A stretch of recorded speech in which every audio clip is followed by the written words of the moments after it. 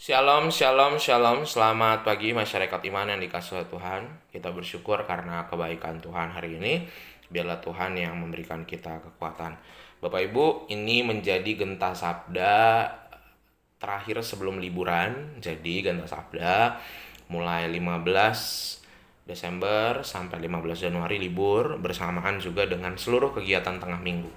Jadi saya dan Joakim kami istirahat dulu bikin Genta Sabda, nanti dilanjut lagi di tanggal 15 Januari. Dan semoga selama dari 15 Desember sampai 15 Januari Bapak Ibu tetap bersaat teduh dan juga beribadah, karena kita akan sering bertemu di gereja maupun secara online, dan semoga nama Tuhan dimuliakan. Hai, puji namanya, kita pujikan untuk mengawali hari ini PKJ 54. PKJ 54 bait pertama dan kedua, hai puji namanya. Kita akan mulai tanpa intro. Saya akan pakai alat musik tiup. Jadi Bapak Ibu akan langsung mulai bernyanyi. Ya, bait pertama dan kedua, hai puji namanya.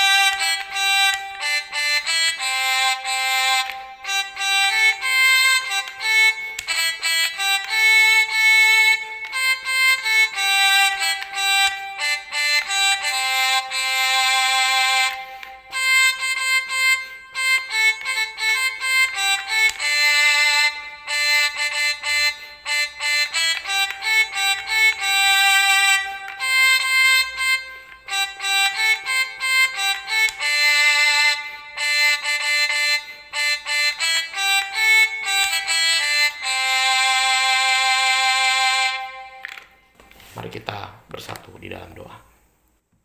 Ya Tuhan, biarlah namamu yang terpuji. Kami percaya biarlah melalui lagu ini mengingatkan kami betapa namamu yang luar biasa, yang selalu menguatkan kami. Sebentar kami membaca firman-Mu, mampukan kami agar mengerti terlebih memahami. Kami serahkan hanya di dalam namamu, kami berdoa dan bersyukur. Amin. Bapak Ibu Saudara, bersama-sama kita buka dari Hakim-Hakim 6, Hakim-Hakim 6, ayat yang ke-7 sampai yang ke-15. Hakim-Hakim 6 ayat 7 sampai yang ke-15. Hakim-Hakim 6 ayat 7 sampai 15 akan menjadi bacaan kita pada pagi hari ini. Dengarkanlah sabda Tuhan. Ketika orang Israel berseru kepada Tuhan karena orang Midian itu, maka Tuhan mengutus seorang nabi kepada orang Israel yang berkata kepada mereka, "Beginilah firman Tuhan Allah Israel, Akulah yang menuntun kamu keluar dari Mesir, dan yang membawa kamu keluar dari rumah perbudakan. Aku melepaskan kamu dari tangan orang Mesir dan dari tangan semua orang yang menindas kamu. Bahkan aku menghalau mereka dari depanmu, dan negeri mereka aku berikan kepadamu.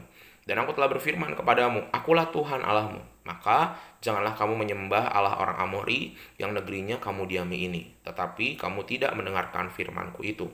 Kemudian datanglah malaikat Tuhan dan duduk di bawah pohon terbantin di Ofra, kepunyaan Yoas orang Abiezer itu, sedang Gideon anaknya mengirik gandum dalam tempat pemerasan anggur agar tersembunyi bagi orang Midian.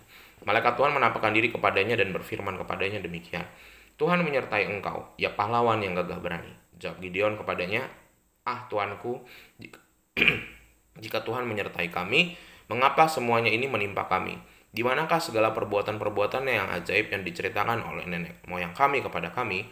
Ketika mereka berkata, "Bukankah Tuhan telah menuntun kita keluar dari Mesir? Tetapi sekarang Tuhan membuang kami dan menyerahkan kami ke dalam cengkeraman orang Midian."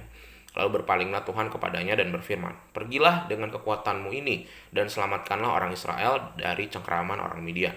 Bukankah aku mengutus engkau?" Tetapi jawabnya kepadanya, "Ah Tuhanku, dengan apakah akan kuselamatkan orang Israel?" Ketahuilah kaumku adalah yang paling kecil di antara suku Manasye, dan aku pun seorang yang paling muda di antara kaum keluargaku. Bapak Ibu, ketakutan itu bisa muncul dari 3 sumber. Satu, takut terhadap musuh atau rintangan yang lebih besar daripada diri kita. Kedua, takut terhadap Tuhan karena dosa. Tiga, takut karena menganggap diri sendiri tidak mampu berbuat apa-apa. Nah, Bapak Saudara, bangsa Israel takut kepada bangsa Midian yang menindas mereka dengan kejam. Dan selama 7 tahun mereka hidup melarat dan ketakutan. Mereka harus sembunyi dari gua ke gua dan harus menghindari serbuan penjara yang bisa datang sewaktu-waktu mengambil ladang maupun peternakan.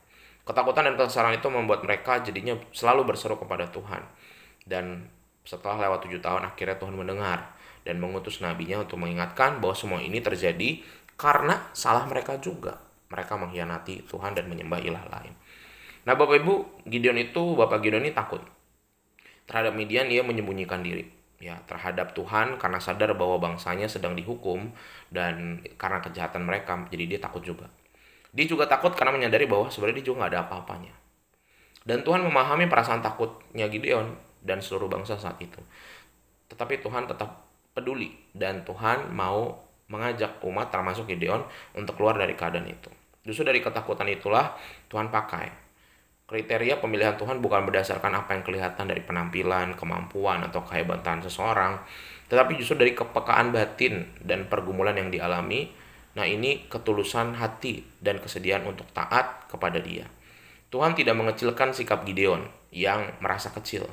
Tuhan tidak menyepelekan dia karena kemudaannya. Tuhan menghargai kejujuran hatinya.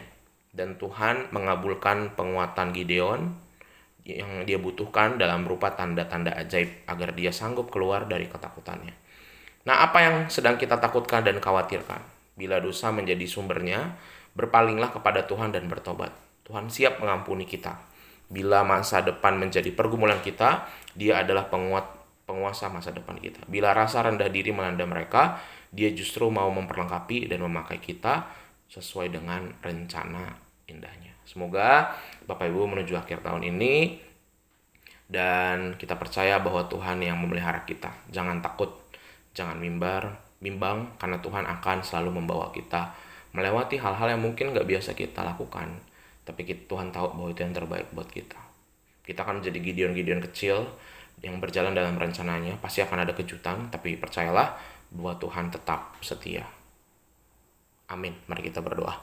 Tuhan, terima kasih melalui firman-Mu kami dikuatkan lagi dan lagi dari kejadian Gideon yang kami kadang-kadang juga sama mindernya, merasa takut, merasa gak bisa apa-apa di hadapan masalah yang kayaknya besar banget. Tapi kami percaya, biarlah melalui firman Tuhan hari ini kami lebih berani melangkah dan tidak takut. Setiap tantangan, masalah ekonomi, masalah kesehatan, masalah keluarga akan kami lewati bersama dengan Tuhan. Kami serahkan ya Tuhan, hanya di dalam nama-Mu kami berdoa dan akan selalu bersyukur. Amin. Selamat pagi, Tuhan Yesus memberkati, tetap bersemangat. Dan ingat, jangan lupa kita ketemu lagi tanggal 15 Januari untuk Genta Sabda berikutnya. Selamat mengikuti masa Natal, Tahun Baru, dan Perjamuan Kudus. Tuhan memberkati.